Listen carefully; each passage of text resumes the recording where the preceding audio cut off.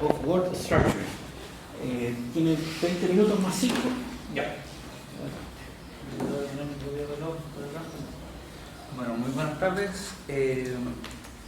Yo soy Francisco Calderón, colaboro con el doctor Sergio Kovalev también en el departamento. Esto es un poquito un resumen de una colaboración histórica y algunas cosas nuevas que estamos haciendo. Acá les voy a mostrar entonces por qué es importante entender, ¿cierto?, cómo nosotros plasmamos aquello que de manera evolutiva y de manera histórica, ¿cierto?, nos ha permitido trascender como seres humanos, que es el lenguaje escrito, ¿cierto? Este es un sistema complejo bastante extendido en todas las culturas. Yo creo que hemos avanzado muy poco en la comprensión de cuáles serían los factores que están por debajo, ¿cierto?, de un sistema que comprendemos tampoco cómo son las palabras, pero sí sabemos de su importancia. Continuando, ¿cierto?, con lo que va a ser hablar, ¿por qué nosotros encontramos que es significativo analizar en este caso la pregunta que sería los discursos políticos? Justamente por lo que se estaba conversando, el tema de la inigualdad social, pero así también otro tipo de decisiones a nivel corporativo o a nivel económico que nos afectan y afectan a la sociedad. También hay aplicaciones en la vida real que, si bien no están a primera vista, es importante discutirlas y saber que aunque no es no es necesariamente como encaminar siempre a hacer el valor científico en la investigación básica, también uno puede pensar en emprender, por ejemplo, con cosas como esta. Voy a explicar rápidamente lo que es la ley de Zipf, un poquito más adelante la ley de Zipf y lo que van a ser los resultados y conclusiones de nuestro pequeño avance. Entonces, el primer texto escrito, hasta donde conocemos, sería la historia de Epic of Gilgamesh. ¿Ya? Es una tabla, ¿cierto? También algunos de ustedes estarán familiarizados con la Rosetta Stone y otro tipo de tablas históricas, pero la importancia de dejar esto es que podemos tener registros, podemos comprender cómo era la sociedad, cómo hemos ido evolucionando. Aquí viene entonces, tenemos un texto maya, en este caso, el códex. Vemos cómo ellos de alguna otra manera fueron dejando registros, no es el mismo lenguaje como podemos ver, y vamos pasando a algunas de las publicaciones más antiguas del 1640, el libro del Salmo, y vemos cómo se declara tan fundamentalmente la importancia del lenguaje en un concepto que hoy en día es tan común, que es una constitución de un país. Esa es la primera constitución en la que se pone de acuerdo, ¿cierto?, un grupo de personas, una nación, y fundamentan lo que ya va a ser un Estado. Entonces, en el 1710, Ucrania firmó su primera constitución.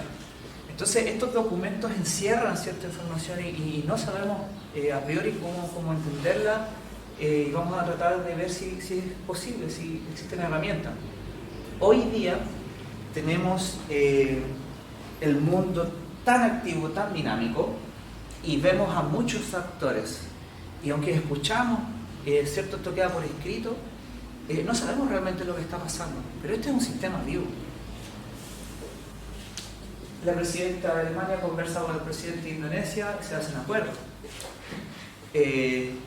Donald Trump conversa con el presidente de Corea, este es Norcorea, se hacen acuerdos. La presidenta de Alemania conversa con el presidente francés, se hacen acuerdos. Se junta el presidente de Francia con Donald Trump y dicen, vamos a ir a la COP 24 o 23, no sé, y vamos a cambiar el mundo. Y un par de años después, no, el cambio climático no existe. Entonces, ¿es posible entender de los discursos políticos si hay cambio que uno pueda detectar a nivel del lenguaje en el que expresan? Acá tenemos el caso de Inglaterra, por ejemplo, que pidió un llamado público, que lo hizo me olvidé el apellido del primer ministro, dejó abierta la pregunta, muchas gracias, se retiró. Después tuvo Theresa May, siguió con lo de Brexit, y ahora Boris Johnson está actualmente entonces cerrando el Brexit. Brexit va a significar un paso atrás para la economía mundial. Y eso se ha hecho en acuerdos, con documentos, con todo este tipo de cosas. Entonces, no es fácil para nosotros como ciudadanos saber qué se nos está diciendo, qué información es relevante y si hay algo que nosotros pudiésemos usar para detectar esa información relevante a tiempo. Y bueno, tenemos personajes críticos en la historia, o sea, cualquier cosa, él tiene una manera de ver el mundo, ¿cierto? Conflictiva, ¿cierto? Un poco de ir directo a las soluciones. Entonces cualquier cosita rara que pase por acá, uno se enfrenta a crisis de países, guerras y cosas por el estilo. Entonces no sabemos bien, pero sí tenemos claro que nos afecta de principio a fin, en toda su envergadura como seres humanos. Bien, Zipf fue un catedrático, ¿cierto? Él se graduó en Harvard por el año 1935, aparece en uno de sus trabajos, pero él tuvo muchas ideas.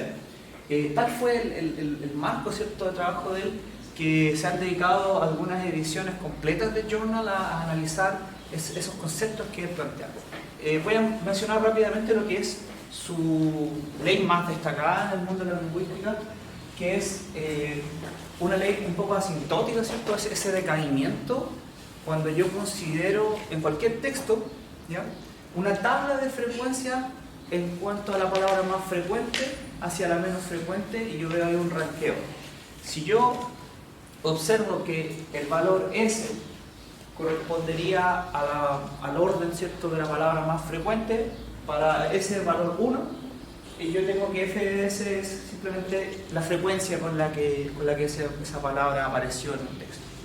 Y entonces, si yo ya considero todas las palabras de un texto, de un libro, como un sistema, vemos que se organizan más o menos con esa forma 1 sobre ese alfa, que vamos a ver que esto se conoce ya posteriormente como una ley de potencia, ¿ya?, históricamente. El valor de alfa es muy común que se acerque a 1, ¿ya? Es un poco esto como en términos de universalidad. En el idioma inglés, cuando uno toma todas las palabras de Wikipedia, sale el 1 clarito en cuanto a un fiteo lineal. Acá tenemos tomado de Wikipedia, son aproximadamente 10 millones de palabras, donde está hecho para las distintas traducciones, por decirlo así. Y aunque no es directo ver acá, uno podría a priori decir, sí, quizás hay un punto de inflexión en alguna parte, pero quizás la ley se sostiene hasta cierto punto, no digamos que es una ley que cada uno de los puntos continúa por esta línea recta, pero sí era una muy buena primera impresión de lo que estaba ocurriendo en esta distribución y que tiene significado. Ya vamos a ir viendo por qué estas leyes de potencia aparecen más recurrentemente en la naturaleza de lo que uno cree. Una pequeña adaptación, ¿cierto? Todos sabemos que Mandel fue un tipo con mucha capacidad para ir más allá, ver un poco el nacimiento del caos, ¿cierto?, de algunos sistemas. Y una pequeña adaptación es agregar un parámetro extra que tiende a mejorar, ¿cierto?, la caída más bien en la cola de esta distribución, pero que una pequeña adaptación. Aparecen más leyes de potencia, ¿sí? La ley de potencia se ha vuelto algo como bastante común en el tipo de ciudades, por ejemplo, que existen con poblaciones. Esa distribución se ve que hay muy pocas ciudades con mucha población y que esto decae entonces de manera de ley de potencia. Recuerden que esa ley de potencia, si yo aplico una escala logarítmica para una cantidad que está, ¿cierto?, más o menos así, yo voy a tener el logaritmo de esa distribución y acá voy a tener simplemente el logaritmo de esa cantidad. Entonces, si yo tomo las cantidades estas en su forma logarítmica, veo que al hacer un fiteo de una línea recta en ambos ejes en escala logarítmica, el alfa va a ser la pendiente de esa Bueno, no voy a entrar en detalle en cada una de las leyes de potencia, solo voy a remarcar acá el tema de los incomes. Como estábamos viendo, hay un tema en cuanto a las distribuciones, y Pareto, que le llaman no ley de potencia, detecta que el 20% de la población es acreedor del 80% de los ingresos, y es una ley bastante universal también en cuanto a los ingresos. Es un gráfico un poco distinto a lo que se mostró, porque el otro es un gráfico exactamente de acuerdo a la cantidad de dinero. Esto es a la frecuencia, o sea, cuántas personas están ganando cierta cantidad. Entonces, principalmente se ve con un gráfico de Cumulative Distribution Function, y ahí uno puede encontrar cómo esta ley, ¿cierto?, también aparece en ley de potencia. Sí me interesaría destacar un poco esta ley de Bradford, que tiene un componente más actual, ¿sí? Se analizan los journals. Nosotros tenemos un conocimiento de que hay muchos journals, pero no sabemos, por ejemplo, qué journals publica más trabajo de investigación que otros. Uno lo manda, ¿no? Pero cuando preguntamos por el factor de impacto o el rango, y decimos este es Q1, este es Q4, ahí sí importa, porque justamente la ley de Bradford lo que descubrió es que podemos encontrar algo así como un ratio de 3 grandes secciones, es decir, donde cada tercio de los journals existentes existe primeramente un pequeño core de journals muy pequeño que canaliza un tercio de las publicaciones completas. Solo un pequeño grupo de journals, un tercio de las publicaciones. Luego, otro tercio de las publicaciones, ya un grupo más extendido de journals, que uno pensaría que es como lo promedio, que todos los journals deberían publicar, pero después, en otro tipo de escala, ¿cierto?, con una ley de potencia, con otra caída, un montón de journals que publican muy pocos trabajos de investigación. O sea, que aparecen y aparecen y aparecen más journals que publican poquito, ¿sí? Entonces eso se detectó, es así. Esa es la manera en la que se están distribuyendo los trabajos hoy en día. Bueno, nosotros hicimos análisis con novelas en escritores latinoamericanos, y prestamos atención a lo que sería las cantidades, ¿cierto?, de momentos, y queríamos hacer un homólogo, ¿cierto?, con lo que iban a hacer estos acumulantes de Binder, que son valores de expectación, ¿cierto?, sobre un sistema, en este caso un sistema, digamos, con base de física estadística, que hicimos como homologar al problema de las palabras. Si bien es cierto, no es tan homologable, sí fue posible observar y detectar el principio de algunas cantidades de interés. Además, se nos presentó la posibilidad de observar una nueva distribución que no es existente, que probablemente fuimos los primeros que la publicamos, dentro de este marco que es la distribución de la regresiva. ¿Se quedó muerto? Bueno. ¿Se quedó muerto el PC?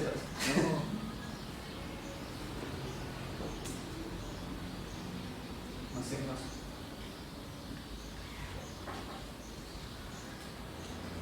Parece que el computador colapsó por...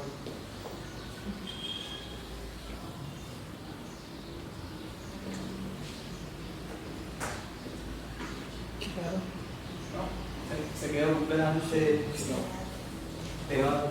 Controlar, suprimir. No, que nada, está muerto. No sé si toma de ahí. Quítale la pila. No sé qué.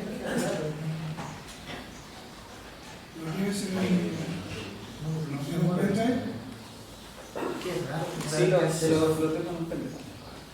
Pero se murió el computador. Pásalo la foto con ¿alguien tiene una computadora así? Sí, está bien.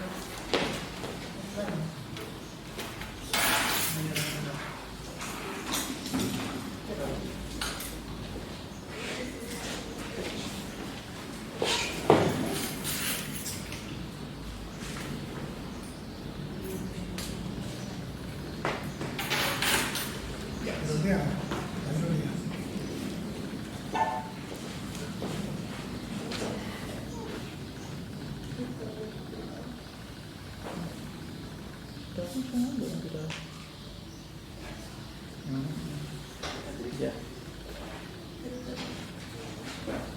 Sí, un error. Sí, un error. Para mí que yo creo que es calor. Se está calentando. Sin parar todo el día. Sí.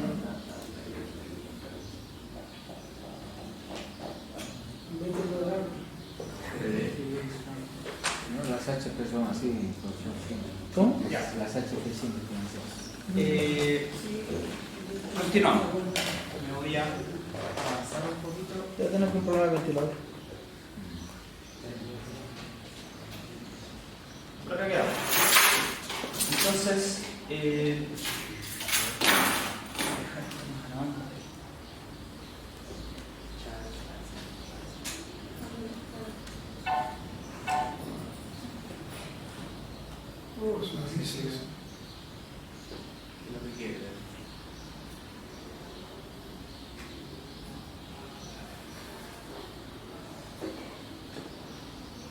ahí. Ahora sí. Bueno, muy rápidamente entonces, de la ley del SIF que se vio en la primera ecuación, nosotros vamos a crear o prestar atención, ¿cierto?, a cada una de las palabras. O sea, yo voy a tomar la palabra más frecuente y voy a ver cómo se estructura esa palabra a lo largo del texto. Me parece que lo tengo acá. Lo dejé mucho más abajo en los resultados. Entonces me voy a adelantar un poquito con esto, pero lo interesante es poder reescribir a través de nuestra definición la propia ley de sí. Entonces, está de acá abajo, si la pasamos del FDS a la izquierda, esa es la ley de sí, pero reescrita, ¿cierto?, interiormente con una nueva distribución de probabilidad para cada una de las palabras. Entonces, cuando yo sumo todas, voy a encontrar una palabra, y cuando sumo todas las otras encuentro todas las palabras, digamos, presentes en el texto. ¿Ya?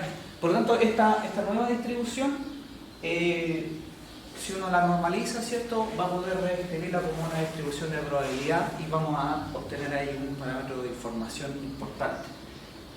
Por otro lado, se definen, ¿cierto?, de manera discreta los valores de expectación con esa distribución de probabilidad, y a partir de eso construimos un cuarto acumulante.